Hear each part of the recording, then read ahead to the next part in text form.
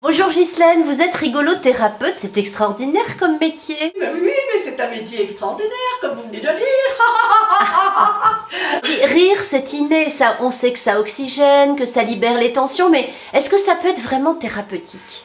Déjà dès le départ, quand on rit, qu'on a un fou rire ou qu'on fasse des exercices pour rire, bon déjà dès le départ, là tout le monde le dit, quand on rit beaucoup ça fait mal aux côtes, bon qu'est-ce qui se passe? On a le diaphragme qui travaille, qui se soulève, et déjà ça c'est extraordinaire parce que ça ouvre la cage thoracique, ça permet de aspirer de l'air, souffler de l'air.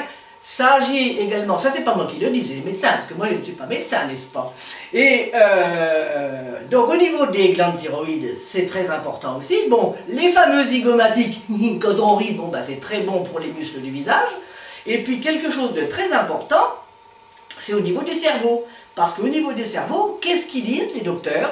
Ils disent qu'on fabrique des endorphines. Donc des endorphines, morphine naturelle, etc.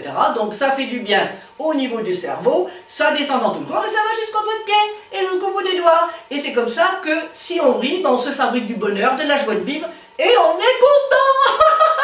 Quels sont les genres de personnes que vous entraînez avec vous dans ces séances de rigolothérapie?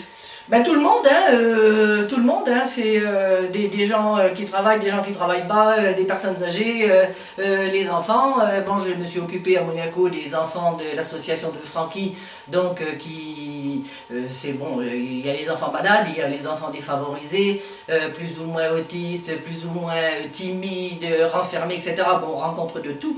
Et c'est vrai que quand on arrive à faire rire des enfants qui sont renfermés sur eux-mêmes, bon, bah, c'est un bonheur, c'est magnifique. Bon, les personnes âgées aussi. Bon, le plus gratifiant pour moi, c'est de le faire dans les entreprises. Dans les entreprises où ils ont le stress sur le dos, où le patron les presse comme des citrons, et où, bon, bah, dans les entreprises, il faut bosser, on n'a pas le temps de rire, et un peu de détente, bon, c'est vraiment extraordinaire. Ça c'est du bonheur, mais il faut avoir un grand cœur pour avoir envie de partager ça.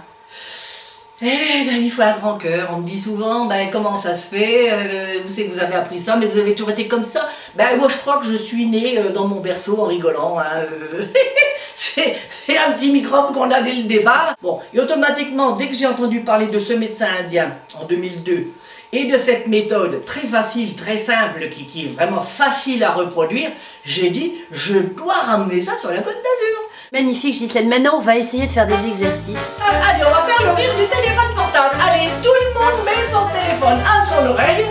Et alors, bon, oui. Alors on fait comme si quelqu'un était en train de nous raconter une grosse bêtise, une copine ou un copain. Et alors, oh